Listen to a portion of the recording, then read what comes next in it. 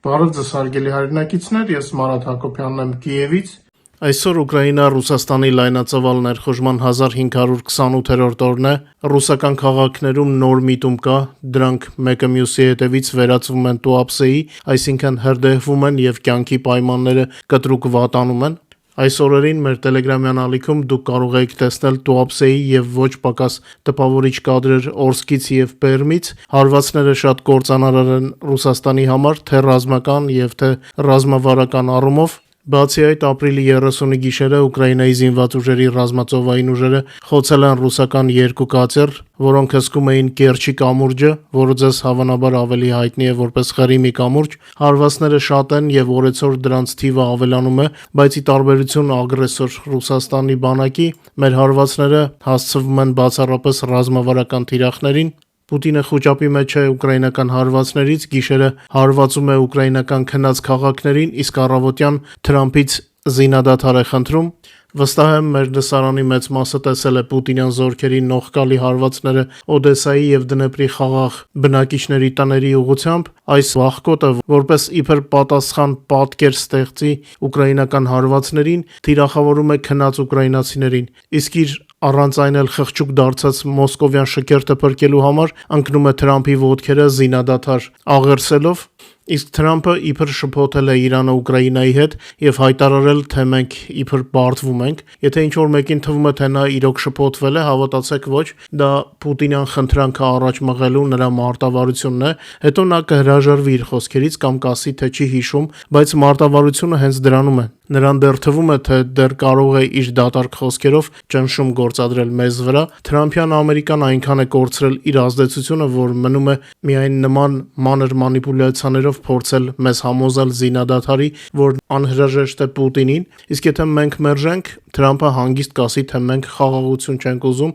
և կփորձի շանտաժի ենթարկել ամերիկյան հոփրտիրներով, որոնցով մենք խոցում ենք ռուսական բալիստիկ հրթիռները։ Իդեպ Զելենսկին նշել է, որ Ուկրաինան չի դադարեցնի հարվածները ռուսական նավթավերամշակման գործարաններին, չնայած միջազգային գործընկերների խնդրանքներին։ Միջազգային գործընկերները դիմել են Ուկրաինային, խնդրելով սահմանափակել հարվածները ռուսական նավթային ենթակառուցվածքներին։ Իրանում պատերազմի սկսվելուց հետո նավթի գների բարձրացման պատճառով, սակայն Կիևը մերժել է այդ խնդրանքը։ Այս մասին նախագահ Զելենսկին հայտարարել է Newsmax-ին տված հարցազրույցում։ Ուկրաինան պատրաստ է քննարկել էներգետիկ զինադադարը, բայց միայն փոխադարձ հիմունքներով։ Կրեմլը ամեն օր հարվածում է ուկրաինական էներգետիկային, գազային ենթակառուցվածքներին և ջերմային կայաններին։ Կիևը մտադիր չէ հրաժարվել միակ արդյունավետ պատասխանից։ Հարվածները չեն դադարում և չեն դադարելու։ Բացի այդ, Վլադիմիր Զելենսկին հայտարարել է, որ մոտ ժամանակներս Ուկրաինան կսկսի սեփական արտադրության սպառազինության արտահանումը, ինչը հնարավորություն կտա ավելի մեծ թափով զենք արտադրել։ Սկզբունքային որոշումը արդեն կայացված է, այդ մասին հայտարարել է ուկրաինական առաջնորդը։ Իդեպ Իսրայելը Կիևի ճնշման տակ մտափոխվել է Ռուսաստանից գողացված ուկրաինական հացահատիկ գնելու հարցում։ Ուկրաինան Իսրայելին է փոխանցել փաստաթղթերի փաթեթ, որոնք ապացուցում են, որ հացահատիկը, որը ցանկանում էր գնել իսրայելական ընկերությունը, իրականում Ռուսաստանը դուրս է բերել ժամանակավոր օկուպացված տարածքներից։ Իսրայելում որոշում են կայացրել չբեռնաթափել հացահատիկով բեռնված նավը, որը ռուսական վարչակազմը գողացել էր Ուկրաինայի օկուպացված տարածքներից։ Այս մասին գրում է Երուսաղեմ Փոստը, հղում անելով Իսրայելի հացահատիկ ներկրողների ասոցիացիային։ Հացահատիկ ներկրողների ասոցիացիայի հայտարարության մեջ ասում է, որ ներկրող ընկերությունը, որը ցանկանում էր Ռուսաստանից գնել ցորենի խմբականակը, հրաժարվել է գործարքից։ Սա նշանակում է, որ գողացված ուկրաինական հացահատիկով բեռնված նավը չի բեռնաթափվի իսրայելական նավահանգստում և ստիպված կլինի հեռանալ այնտեղից։ Ես գիտեմ, որ մեզ թաքուն լսում են թշնամիները և ուզում եմ նրանց հիշեցնել. մենք լավ գիտենք այն ամենը, ինչ վերաբերում է մեր երկրին, մեր հողին, մեր մարդկանց և գույքին, և բոլոր մեղավորները պատիժ են կրելու, եթե ոչ հիմա, ապա ապագայում, ինչպես Խաբարովսկի այն գեներալը, ով Բուչայում դեռ գնդապետի կոչումով մարդկության դեմ հանցագործություններ էր կատարում։ 26 թվականի գարնանը ուկրաինական հեռահար դրոնների հարվածների հետևանքով Ռուսաստանի նավահանգստային նավթային ենթակառուցվածքներին ռուսական նավթի արտահանումը կտրուկ նվազել է։ Այս մասին նախագահ Զելենսկուն զեկուցել է Ուկրաինայի արտաքին հետախուզության ծառայության ղեկավարի պաշտոնակատար Ալեք Լուգովսկին։ Ըստ Լուգովսկու տեղեկությունների Բալտիկ ծովի Պրիմորսկ նավահանգստում ուկրաինական դրոնների հարձակումներից հետո ռուսական նավթի բեռնաթափումը նվազել է 13%-ով։ Ուստ Լուգա նավահանգստում, որը նույնպես գտնվում է Բալտիկ ծովում, էներգակիրների բեռնաթափումը նվազել է 43%-ով, Սև ծովի Նավարասիսկ նավահանգստում նավթի բեռնաթափումը ընկել է 38%-ով։ Լուգովսկին ընդգծել է, որ վերնշված թվերը Ռուսաստանի ներքին տվյալներն են, ուստի իրականում ռուսական արտահանման կորուստների մակարդակը կարող է ել ավելի մեծ լինել։ Զելենսկին ի պատասխան հետախույզի զեկույցին ասել է, որ Ուկրաինան շարունակելու է միջոցներ ձեռնարկել նավթի վաճառքից Ռուսաստանի եկամուտները կրճատելու եւ ռուսական ողջ արտահանումը նվազեցնելու համար։ Սա նշանակում է, որ հարվածները, ինչպես ասացի, շարունակվելու են։ Ես ուզում եմ ասել այն ռուսներին, ովքեր թաքուն լսում են մեզ, եթե դուք չեք աջակցում Պուտինին եւ նրա պատերազմին, ձեզ համար անվտանգ վայր փնտրեք ռազմական եւ ռազմավարական օբյեկտներից հեռու։ Ձեզ համար ավելի վտանգավոր է ռուսական հոպը, իհարկե առաջին հերթին։ Ինչ վերաբերում է վնասվող շրջակա միջավայրին, ապա սա պատերազմ է, մի պատերազմ, որը դուք ձեր լռությամբ բերեցիք մեր տուն, Ուկրաինա, իսկ հիմա այն այրում է ձեր երկիրը, Ռուսաստանը, եւ պետք չէ մեզանից գթություն խնդրել, դուք դրա իրավունքը չունեք։ Դուք չէիք խնդրում Պուտինին խնայել մեր երկիրը, այնպես որ ստիպված կլինեք համակերպվել ձեր երկրում տեղի ունեցող ավերածությունների հետ։ Դեռ շատ կա, որ ձեր ավերածությունները մերին հասնի։ Հարվածները օրեցօր շատանալու են, այնպես որ փախեք, եթե տեղ ունեք։ Մենք չենք սկսել այս պատերազմը, բայց մենք կփորձենք ստիպել ձեր ղեկավարությանը դադարեցնել այն, իսկ պատերազմում մեթոդները միշտ չէ որ էսթետիկ են։ Հիմա մի պահ կխնդրեմ մեր լսարանին ընձեռնելու մեր եթերը լայքելու համար, սա էլ կատակով ասում եմ YouTube-ին հարգելու համար է։ Ուկրաինայի նախագահ Վլադիմիր Զելենսկին քննադատել է Ամերիկայի փոխնախագահ Ջեյ Դի Վենսի հայտարարությունները Կիևին տրամադրվող օգնությունը կրճատելու վերաբերյալ։ Ուկրաինայի առաջնորդը անհամաձայնություն է հայտնել Ամերիկայի փոխնախագահի դիրքորոշմանը կապված Ուկրաինային հատկացվող օգնության կրճատման հետ։ Newsmax հեռուստաալիքին տված հարցազրույցում նա ընդգծել է, որ նման մոտեցումները կարող են օգուտ բերել Ռուսաստանին։ Զելենսկին ասել է, որ եթե Վենսը հպարտանում է նրանով, որ չի օգնում մեզ, նշանակում է նա օգնում է ռուսներին։ Միևնույն ժամանակ պետության ղեկավարը նշել է, որ Կիևը բաց է Վաշինգտոնի հետ համագործակցության համար։ Մենք բաց ենք եւ թշնամի չենք։ Թշնամին Ռուսաստանն է, շեշտել է Զելենսկին։ Ուկրաինայի նախագահը ուշադրություն է հրավիրել այն փաստի վրա, որ աջակցության կրճատումը կթուլացնի ինչպես Ուկրաինային, այնպես էլ Ամերիկային եւ կհամարձակեցնի Կրեմլին, քանի որ Մոսկվան չի հարգում թուլությունը։ Միևնույն ժամանակ Ուկրաինայի ղեկավարը Ամերիկան անվանել է հիանալի գործընկեր Ուկրաինայի համար եւ հավելել, որ ուկրաինացիները իրենց հերթին կարող են հզորացնել Ամերիկան։ Բիզնեսում ասում են, որ սա փոխշահավետ համագործակցություն է, ուրեմն ինչու ոչ, ասել է նախագահը։ Նույն հարցազրույցում Զելենսկին հայտարարել է, որ Վաշինգտոնի ուշադրության վերակողմնորոշումը դեպի Մերձավոր Արևելք նվազեցրել է Ռուսաստանի վրա գործադրվող ճնշումը եւ պատերազմի ձգձգման վտանգ է ստեղծում, իսկ Մոսկվան քայլեր չի անի դեպի խաղաղություն առանց Ամերիկայի կողմից ավելի վճռական գործողությունների, մասնավորապես Զելենսկին մատնանշել է ռուսական նավթի դեմ պատժամիջոցների մեղմացումը Մերձավոր Արևելքի հակամարտության ֆոնին։ Այս քայլը թույլ է տվել Կրեմլյան ռեժիմին շարունակել Ուկրաինայի դեմ պատերազմի ֆինանսավորումը։ Կիևից հնչող քննադատության ֆոնին Ամերիկայում ավելի ու ավելի շատ ձայներ են հնչում հօգուտ Ուկրաինայի, իսկ Թրամփի դիրքերը թուլանում են։ Ներկայացուցիչների պալատի անդամ Ադամ Սմիթը հայտարարել է, որ ռուսական դաժան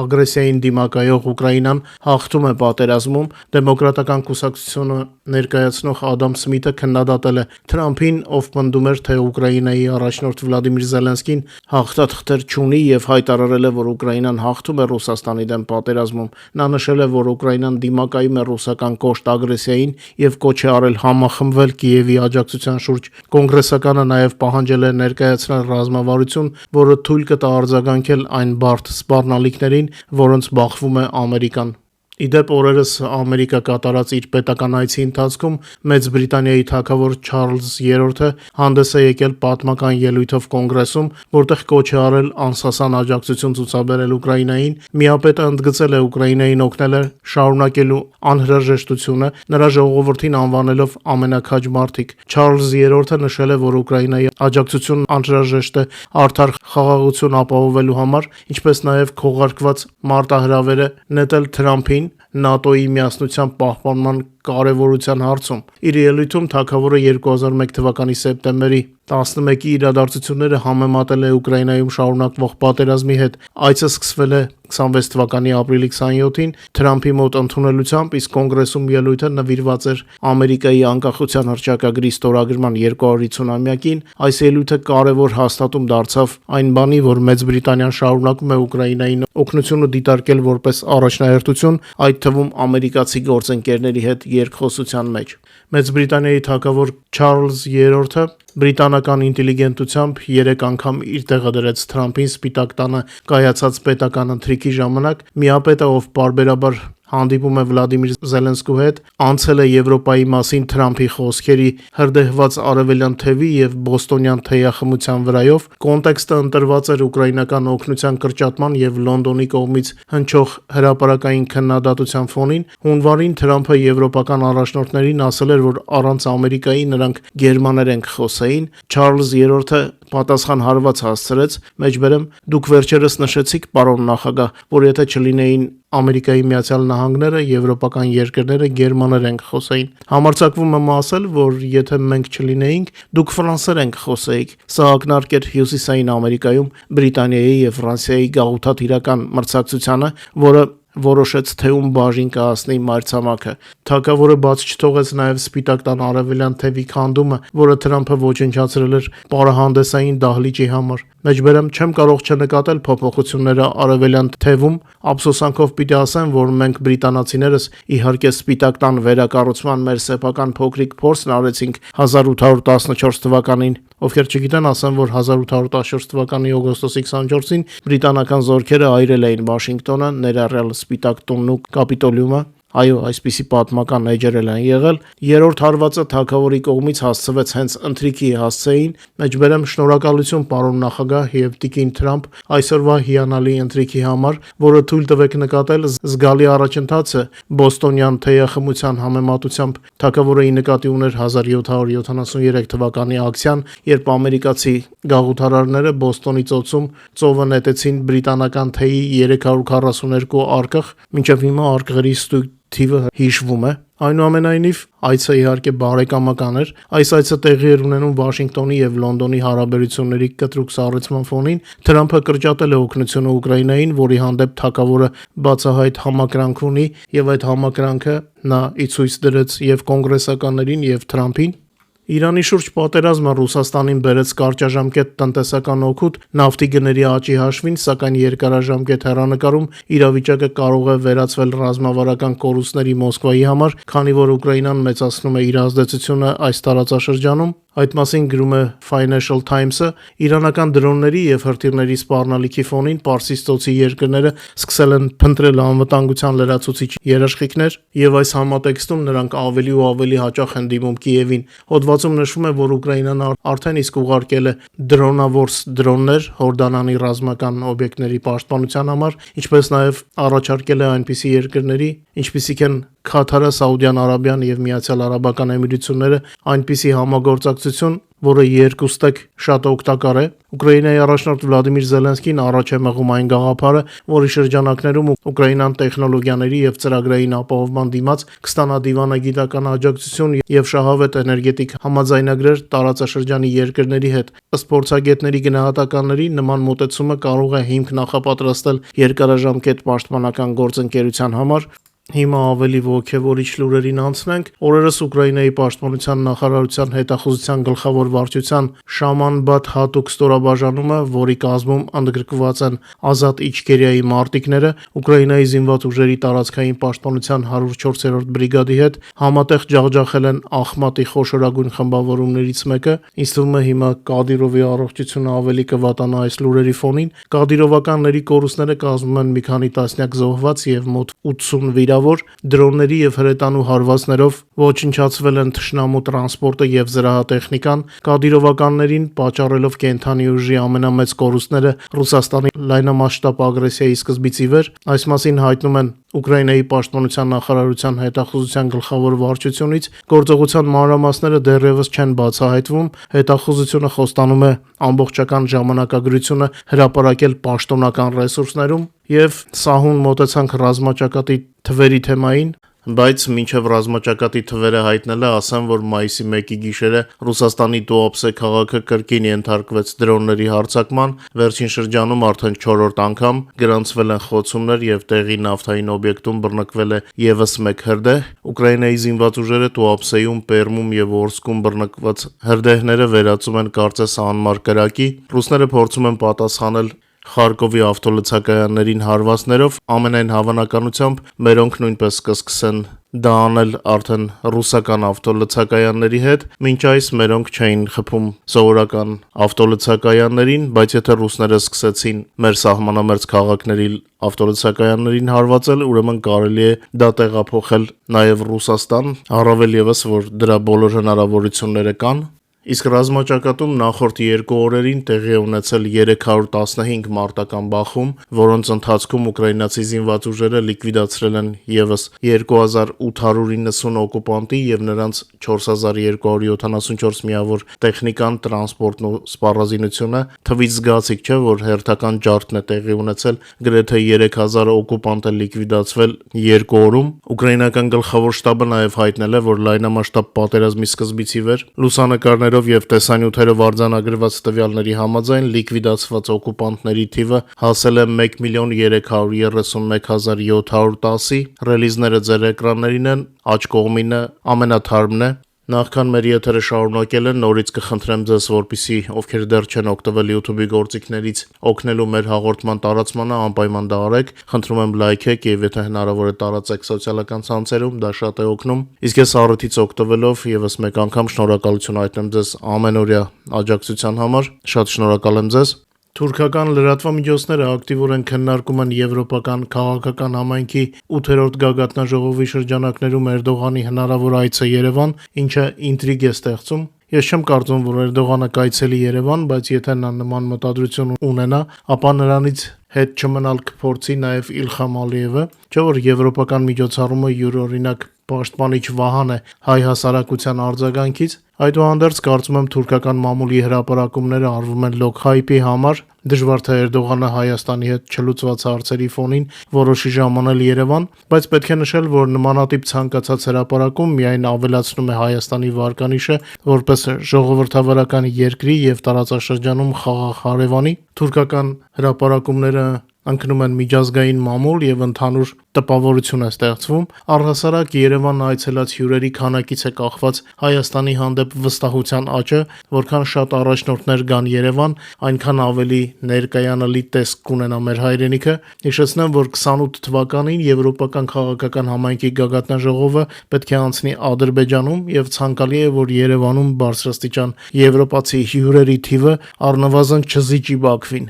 Ուկրաինական իշխանություններն ու հասարակությունը ավելի ու ավելի քիչ են արձագանքում Դոնալդ Թրամփի եւ Պուտինի շփումներին։ Այս մասին գրում է New York Times-ը, նշելով, որ Ուկրաինան առաջին անգամ անտարբերությամբ է ընդունել Թրամփի եւ Պուտինի նոր խոսակցությունը։ Ամեն ինչ փոխվել է, նշում է պարբերականը։ Թրամփի եւ Պուտինի խոսակցությունը առաջին անգամ Կիևում առանձնահատուկ արձագանքի չի առաջացրել։ Եթե 25 թվականին նման զանգերը Կիևում տագնապ էին առաջացնում Ամերիկայի կողմից հնարավոր զիջումների մտավախության պատճառով, ապա այժմ դրանք ընդունվում են հանգիստ, ավելի քան 1 տարի տևող նմանատիպ խոսակցությունները խաղաղությունը ոչ մի քայլով չեն մոտեցրել։ Մեջբերեմ, մենք այլևս նման խոսակցություններին առանձնահատուկ ուշադրություն չենք դարձնում, որովհետև դրանք շոշափելի արդյունքներ չեն բերում, հայտարարել է Գերագույն Ռադայի արտաքին գործերի կոմիտեի նախագահ Ալեքսանդր Մերեշկոն։ Ուկրաինական կողմի արձագանքը դարձել է զուտ տեխնիկական։ Զելենսկին Թրամփի եւ Պուտինի վերջին զանգից հետո հանձնարարել է ճշտել մանրամասները, ներառյալ մայիսին կարճատև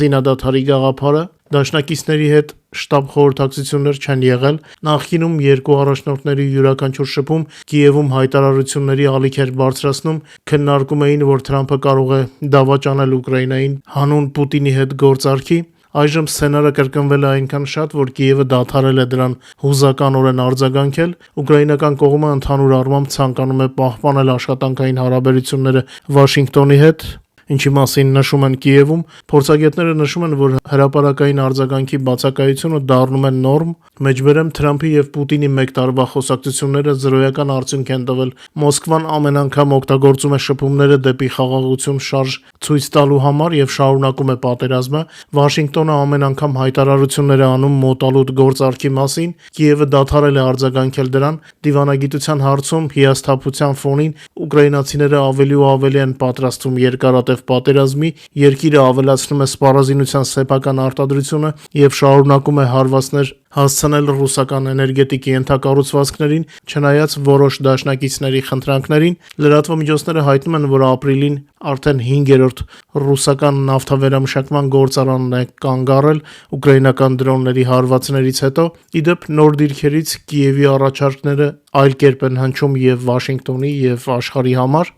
մինչ Թրամփը հերթական անգամ Իրանի ղեկավարությանը կոչ է անում գթություն խնդրել, իսկ Axios-ը հայտնում է, որ CENTCOM-ը պատրաստել է Իրանին հասցվելիք կարճ եւ հզոր հարվածների պլան բանակցությունները փակուղուց անելու համար, ուկրաինական բացառիկ ստորջրյա դրոնները պատրաստ են օգնել Ամերիկային մաքրել Հորմուզի նեղուցը, Ուկրաինան պատրաստ է Ամերիկային տրամադրել Տալոկա ստորջրյա դրոնները Հորմուզի նեղուցը ականներից մաքրելու համար, ուկրաինական առաջադեմ ծովային դրոնները կարող են առանցքային դեր խաղալ նեղուցի լիարժեք աշխատանքի վերականգնման գործում, Կիևը պատրաստ է Ամերիկայի հետ կիսվել իր տեխնոլոգիաներով միջազգային առևտրի համար այս կարևորագույն երթուղին մաքրելու նպատակով, մասնավորապես խոսքը Տալոկա ստորջրյա դրոնի հնարավոր կիրառման մասին է, այս մասին ասվում է CBS News-ի ռեպորտաժում, որը հրապարակվել էր նաև սոցիալական ցանցերում, լրատվականը նշում է, որ Ռուսաստանի ներխուժումից հետո, ինչի հետևանքով Ուկրաինայի ջրերը ականապատվել էին, Կիևը մշակել է առաջադեմ ծովային դրոններ ծովի հատակը մաքրելու համար։ Հիմա ուկրաինական առաջնորդ Վլադիմիր Զելենսկին առաջարկում է նույն տեխնոլոգիան Ամերիկային Հորմուզի նեղուցի աշխատանքը վերականգնելու համար։ Տալոկան ծովային դրոնի նոր մոդել է, այն տեսքով հիշեցնում է անօդաչու սուզանավ եւ կարող է անցնել ավելի քան 1000 մղոն առանց ջրի երես դուրս գալու, ինչը թույլ է տալիս շատ ավելի արագ քարտեզագրել ականապատված մեծ տարածքները։ Միևնույն ժամանակ BBC-ն գրում է, որ ուկրաինական FPV դրոնների խոշորագույն արտադրողներից մեկը TAF Industries ընկերությունը հարցում է ստացել նավատերերից, ովքեր ցանկանում են ներգրավել ուկրաինացի մասնագետների սեփական հակադրոնային միջոցներով, որպեսզի ապահովեն նավերի անվտանգ ուղեկցումը Հորմուզի նեղուցով, ինչպես ասում են, կենացները քաղցրանում է։ TAF Industries-ի հիմնադիր Ալեքսանդր Յակովենկոն հստակեցրել է, որ խոսքը Military Consulting ռազմական խորհրդատվություն ծառայություն մատուցելու մասին է, այլ ոչ թե դրոնների արտահանման, ենթադրվում է, որ մասնագետները կգտնվեն նավի վրա եւ կկիրառեն սեփական մշակումները իրանական շահեդ տիպի հարվածային դրոններին հակազդելու համար։ Վերադառնալով Տալոկա սուզանավերին, ասեմ, որ պետք է նկատել, որ Ուկրաինայի առաջարկած մեթոդը կարող է փրկել Իրանին Թրամփի նոր հարվածներից, եթե իհարկե Սպիտակ տան նոր տերը այնուամենայնիվ որոշի պատերազմն ավարտել ավելի ճիշտ մեթոդներով, Ուկրաինան կարող է զրկել Իրանին Հորմուզի նեղուցում շանտաժի գործիքից, ոչնչացնելով իրանական ականները եւ անիմաստ դարձնելով դրանց նոր տեղադրումը Իրանի կողմից։ Դա անխուսափելիորեն Թեհրանին կբերի Ամերիկայի հետ բանակցությունների սեղանի շուրջ, եթե իհարկե Թրամփը գնա ստուգված ուկրաինական մեթոդի ուղիով, ոչ ոքի համար գաղտնիք չէ, որ Իրանում պաշարները սպառվում են եւ Թեհրանը ստիպված է լինելու գնալ բանակցությունների, ըստ ամենայնի Թրամփը չի հասկանում, որ չնայած Իրանի նկատմամբ ցնցող հաղթանակի հասնելու իր ձգտմանը, աշխարհը պատրաստ չէ դա ընդունել նույն ոգևորությամբ, ինչպես կպատկերացներ Թրամփը, դաշնակիցների հետ նրա հարաբերությունները վատ են, ել չեմ ասում հակառակ բլոկի երկրների մասին, Թրամփը ցանկանում է տպավորություն թողնել, բայց տպավորվողներ չկան։ Թրամփը եզակի մարդ է եւ եզակիորեն անհաջողակ։ Իդեպ ԱՄՆ պաշտպանության նախարարությունը 27 թվականի ֆինանսական տարվա բյուջեի նախագծում միջոցներ չի նախատեսել Ուկրաինային ռազմական օգնություն հատկացնելու համար, այս մասին Սենատում կայացած լսումների ժամանակ հայտարարել է Պենտագոնի ֆինանսական բաժնի ղեկավարի պաշտոնակատար Ջուլս Հերստը, եւ պետք է ասեմ, որ այս փաստը նույնպես առանձնապես Ուկրաինայում չի քննարկվում, միգուցե հետո դառնա Թրամփին նախատելու թեմա, բայց առայժմ այդ կարծես սենսացիոն լուրը օրինակ ռուսական լրատվամիջոցների համար Ուկրաինայում առանձնակի ռեակցիայի չի արժանանում։ Միևնույն ժամանակ Իրանում փնտրում եւ նույնիսկ գտնում են իրենց ողբալի վիճակի մեղավորներին, ավելի ճիշտ դրանց մի մասին, Իրանի նախագահ Մասուդ Փեզեշքյանը եւ խորհրդարանի խոսնակ Մոհամմադ Բաղեր Ղալիբաֆը փորձում են պաշտոնանկ անել արտաքին գործերի նախարար Աբբաս Արաղչիին, քանի որ նրան համարում են Ամերիկայի հետ խաղաղության բանակցությունների ձախողման մեղավորը։ Այս մասին գրում է Iran International-ը, հղում անելով ինսայդերական տեղեկատվությանը։ Ըստ Iran International-ի տվյալների Փեզեշքյանը եւ Ղալիբաֆը կարծում են, որ Արաղչին չափազանց կախված է Իսլամական հեղափոխության պահապանների կորպուսի հրամանատար Ահմադ Վահիդիից։ Նրանք պնդում են, որ ապրիլի 11-ին Պակիստանում ամերիկյան պատվիրակության հետ բանակցությունների ժամանակ Արաղչին ներկայացրել է Իսլամական հեղափոխության պահապանների կորպուսի շահերը, այլ ոչ թե ողջ իրանցի ժողովրդի։ Հիմա կուզեի տեսնել այն դիվանային փորձագետների դեմքերը, ովքեր Արաղչիի արտահայտությունները Հայաստանում ներկայացնում էին որպես Իրանի դիրքորոշում։ Փեզեշքյանը եւ Ղալիբաֆը մեղադրել են Իրանի արտգործնախարարին այն բանում, որ նա փորձում է իրենց մեկուսացնել բանակցություններից եւ գործում է ոչ թե որպես նախարար, այլ որպես Վահիդիի օգնական։ Iran International-ի աղբյուրները հայտնում են, որ Փեզեշքյանը որոշում է կայացրել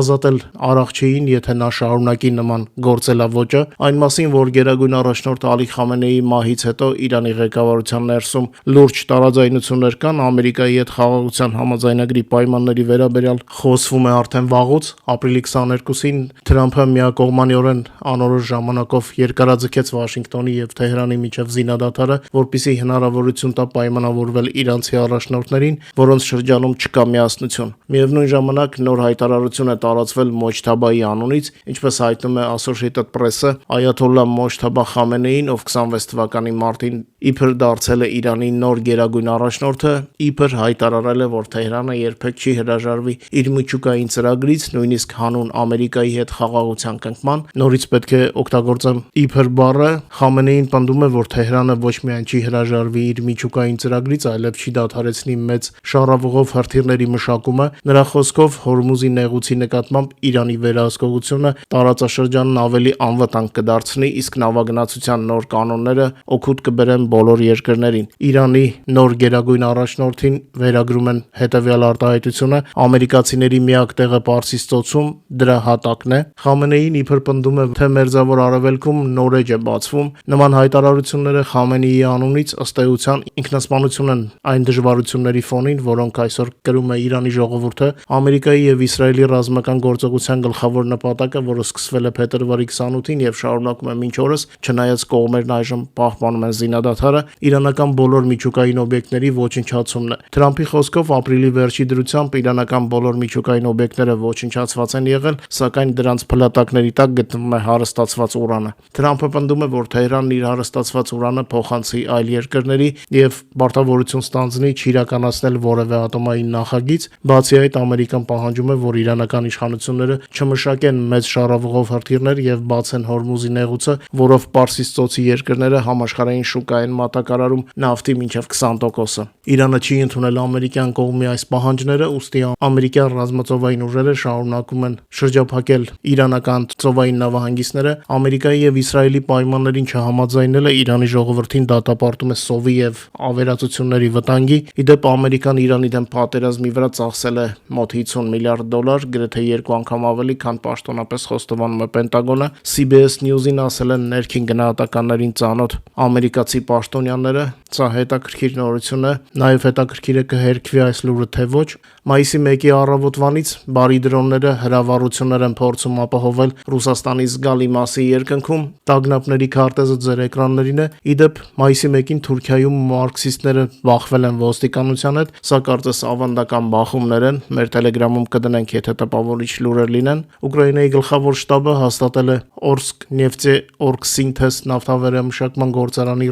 եւ ռուսական ուղղաթիռների ու այլ կարևոր թիրախների խոցումը։ Ուկրաինացի պաշտպանները հաջողությամբ նոր ցավոտ հարվածներ են հասցրել ռուս զավթիչներին, խոցվել են Օրսկի նավթավերամշակման գործարանը եւ Վորոնեժի մարզում տեղակայված ուղղաթիռներ, հայտնում է Գենշտաբը։ Գենշտաբը հայտնում է, որ ապրիլի 29-ին եւ ապրիլի 30-ի գիշերը Ուկրաինայի պաշտպանության ուժերի ստորաբաժանումները հարվածներ են հասցրել հակառակորդի կարևոր օբյեկտներին։ Սկսենք Ռուսաստանի տարածքից, ինչպես ասացի, խոցվել է Օրսկ Նեֆտեօրգսինթեզ նավթավերամշակման գործարանը Օրենբուրգի մարզի Օրսկ քաղաքում, գրանցվել է հարված, որին հաջորդել է հրդեհ ձեռնարկության տարածքում։ Օբյեկտը օգտագործվում էր ռուսական օկուպացիոն բանակի մատակարարման համար, նշում են Ուկրաինայի գենշտաբում։ Մասնավորապես այս գործարանը արտադրում է ավելի քան 30 տեսակի նավթամթերք, բենզին, դիզելային վառելիք, ավիացիոն կերոսին եւ այլն։ Վերամշակման նախագծային հզորությունը տարեկան 66 միլիոն տոննա նավթ է։ Այն անմիջականորեն ներգրավված է ռուսական բանակի ապահովման գործում։ Բացի այդ, Վորոնեժի մարզի Բաբկի բնակավայրի շրջանում խոցվել են թշնամու Mi-28 եւ Mi-17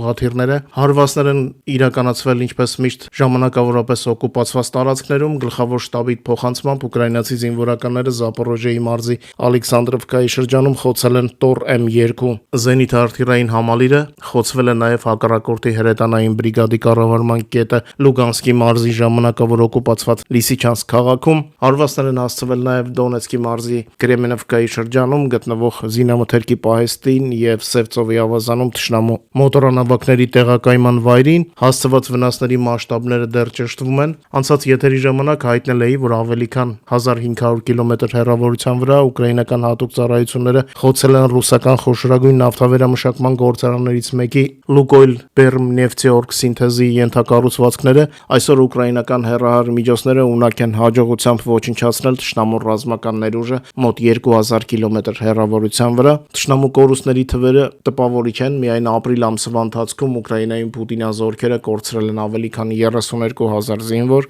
Այժմ պատերազմը անցել է այնպիսի փուլի, որտեղ հարցը ոչ այնքան տարածքներ գրավել կամ ազատագրելն է, չնայած դա էլ է կարևոր, այլ այն, թե ով ում կհասցնի այնպիսի անդառնալի վնաս, որի հետևանքով մարտական գործողությունների վարումը կդառնա անհնար։ Հենց այդ պատճառով էլ Ուկրաինան բացի զուտ ռազմական թիրախներից ոչնչացնում է Ռուսաստանի ռազմական գործարաններն ու նավթային օբյեկտները նաև։ Ռուսական կողմը աշխատում է հավասարակշռող պատկեր ստանալ Ուկրաինայի ոչ ռազմական օբյեկտներին հարվածելով, դրանք որպես ռազմական ներկայացնելով իր աուդիտորիային։ Ավելի մանրամասն մեր Telegram-ում ենք ներկայացնում փոխադարձ հարվածների կադրերը։ Ձեր էկրաններին մեր Telegram-ի QR կոդն է, ովքեր բաժանորդագրված չեն, բաժանորդագրվեք եւ վայելեք։ Եվ հենց նոր թարմ լուր ստացանք Ուկրաինայի գլխավոր շտաբից, հաստատվել է Չելյաբինսկի մարզի Շագոլ աերոդրոմում գտնվող ռուսական Սու-57 եւ Սու-34 ինքնաթիռների խոցման մասին տեղեկատվությունը։ Գենշտաբի մամուլի ծառայությունն է հայտնում, մեջբերեմ հաստատվել են Ուկրաինայի տարածքում քաղաքացիական օբյեկտներին հարվածներ հասցնելու հակառակորդի հնարավորությունների